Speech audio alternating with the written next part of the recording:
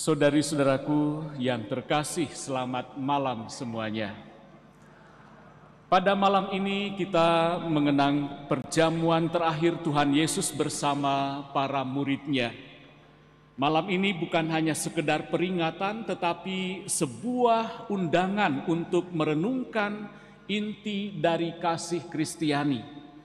Kasih yang melayani tanpa batas, kasih yang merendahkan diri, dan kasih yang memberi diri sepenuhnya. Dalam kitab Keluaran, bacaan pertama yang tadi kita dengarkan mengisahkan tentang perintah Allah kepada bangsa Israel untuk merayakan Paskah pertama sebelum mereka keluar dari perbudakan Mesir.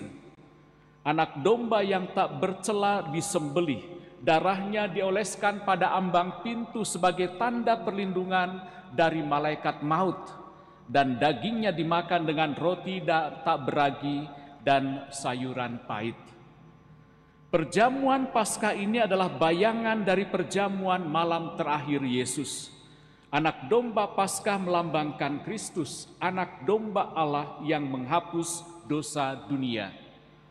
Darah anak domba yang menyelamatkan bangsa Israel dari kematian melambangkan darah Kristus yang dicurahkan di kayu salib untuk menebus dosa kita dan memberikan kita hidup kekal. Roti tak beragi melambangkan tubuh Kristus yang tidak bercela, dan sayuran pahit mengingatkan akan penderitaan perbudakan dan juga penderitaan Kristus sendiri. Seperti bangsa Israel yang diselamatkan melalui perjamuan Paskah, kita pun diselamatkan melalui kurban Kristus yang kita peringati atau yang kita rayakan dalam Ekaristi. Maka kita diajak untuk merayakan Ekaristi dengan penuh syukur, dengan hati yang tulus, dengan hati yang ikhlas, dengan hati yang penuh, yang sungguh terarah kepada altar kudus, kepada meja perjamuan di mana Ekaristi itu dilangsungkan. Kadang ada kalanya ketika kita merayakan Ekaristi, badan di sini, fisik di sini, raga ada di sini, tapi pikiran entah kemana. Tidak ada konsentrasi, kita tidak fokus, kita tidak sungguh merayakannya. Kita tidak sungguh ada di sini bersama Yesus. Padahal ketika kita sungguh menghadirkan diri hati kita secara utuh, maka kita akan sungguh dapat merasakan betapa kuasa kasih Kristus itu sungguh nyata dalam kehidupan kita.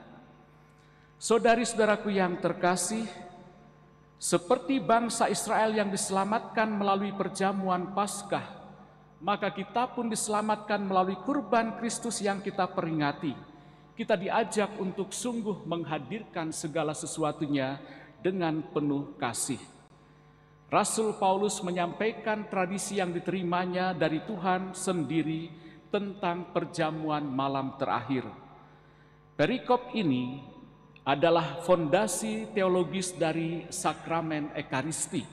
Yesus sendiri menetapkan perjamuan ini sebagai cara untuk mengenang pengorbanannya dan untuk menghadirkan dirinya di tengah-tengah umatnya. Ekaristi tentu akhirnya bukan sekedar ritual, bukan sekedar upacara atau peringatan, atau hanya semacam kewajiban bahkan, tapi sebuah peristiwa kasih di mana Yesus hadir dan memberikan dirinya seutuhnya. Setiap kali kita merayakan Ekaristi, sesungguhnya kita juga sedang turut mewartakan kasih yang rela hancur agar kita utuh kembali, identitas kita dipulihkan, kehidupan kita diperbaharui. Setiap kali kita menerima komuni, kita tidak hanya mengenang masa lalu, tetapi kita sungguh-sungguh bersatu dengan Kristus. Kita menerima kekuatan dan rahmat untuk hidup seperti Kristus, untuk mengasihi dan melayani sesama seperti Ia telah mengasihi dan melayani kita. Maka ketika kita masuk dalam perjamuan ini, kita berarak ke depan untuk menerima tubuh Kristus. Terimalah dengan sukacita. Terimalah betul-betul sebagai seorang beriman yang mau menyatukan hidup kita dengan hidup Kristus. yang mau menyatukan cinta kita dengan cinta Kristus, kepedulian kita dengan kepedulian Kristus, solidaritas kita dengan solidaritas Kristus sendiri. Maka kadang saya merasa prihatin ya ketika ada yang menerima komuni, ya entah sadar atau tidak, tubuh Kristus kayak mau dicomot gitu ya, kayak mau diambil gitu. Tangannya di mana nggak tahu. Nah, ada yang tidak mengatakan amin bahkan. Amin itu bentuk kepercayaan. Ya, aku mengakui bahwa ini adalah tubuh Yesus sendiri. Bukan hanya sekedar hosti kecil, bulat, tipis, putih gitu. Tapi di sana betul hadir Yesus, ya, dirinya sendiri yang dikurbankan untuk kita. Maka memang tidak sembarangan. Orang yang belum dibaptis secara Katolik, orang yang belum saatnya menerima komuni, ya tidak bisa menerima komuni itu. Ya karena belum ada iman di sana, belum ada kepercayaan. Maka banyak orang yang ya sangat kelihatan kalau belum dibaptis tapi dia mau menerima komuni itu. Ya kelihatan sekali dari gesturnya, dari cara tangannya dan segala macam. Ya maka kita bersyukur ketika kita sudah boleh menerima komuni, hadirlah dan terimalah komuni kudus tubuh Kristus dengan penuh sukacita. Saudari-saudaraku yang terkasih, Injil Yohanes mengisahkan tindakan yang penuh makna dari Yesus. Di tengah perjamuan ia bangkit menanggalkan jubahnya, mengambil kain lenan dan mulai membasuh kaki murid-muridnya. Termasuk di sana tentu kaki Yudas yang akan mengkhianatinya, juga Simon Petrus yang menolak untuk dibasuh. Setelah selesai ia berkata, "Jikalau aku Tuhan dan gurumu membasuh kakimu, maka kamu pun wajib saling membasuh kakimu, sebab aku telah memberikan suatu teladan kepadamu, supaya kamu juga berbuat sama seperti yang telah kuperbuat bagimu." Tindakan membasuh kaki adalah tindakan atau pekerjaan yang sering dilakukan oleh seorang hamba yang hina pada masa itu. Yesus yang adalah Tuhan dan Guru merendahkan dirinya untuk melakukan pekerjaan seorang hamba sebagai contoh bagi para muridnya dan bagi kita semua. Tindakan ini adalah simbol kasih yang melayani, kasih yang tidak mencari kehormatan diri, tetapi kasih yang berorientasi pada keutuhan dan kebutuhan orang lain.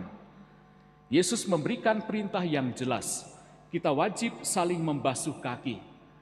Tentu ini bukan berarti kita harus secara literal ataupun secara harafiah membasuh kaki setiap orang. Tetapi kita dipanggil untuk memiliki hati seorang hamba, untuk siap melayani sesama dalam segala kerendahan hati, tanpa memandang status, kedudukan, latar belakang, tanpa memikirkan siapa yang saya layani atau memperhitungkan segala macamnya. Kasih yang sejati adalah kasih yang mau berkorban dan melayani sampai akhir. Seorang suami protes kepada istrinya, "Kenapa kamu selalu meminta aku untuk cuci piring?" katanya. "Aku kan ketua lingkungan." Lalu sang istri menjawab, "Kalau Yesus saja mau membasuh kaki murid-muridnya, masa kamu gengsi untuk cuci piring?" Sesuatu yang sederhana, tindakan yang mungkin juga seringkali dihindari oleh orang atau anggota keluarga di mana kita hadir. Saudari-saudara, Kamis Putih mengajarkan bahwa iman bukan soal jabatan atau ritual, tapi kerendahan hati untuk mengangkat orang lain. Kamis Putih ini juga mengajak kita untuk merenungkan 3 pilar kasih Kristiani yang kita temukan dalam sabda Tuhan hari ini. Pertama, pengorbanan Kristus yang menyelamatkan dalam Ekaristi. Yang kedua, kehadiran Kristus yang nyata dalam sakramen cinta kasih. Dan ketiga adalah teladan pelayanan Yesus yang merendahkan diri. Mari kita membuka hati kita untuk menerima kasih ini dan mewujudkannya dalam kehidupan kita sehari-hari. Ekaristi menjadi panggilan untuk menjadi roti, direndahkan, dipecah, dibagikan, dan menyatu dengan hidup orang lain.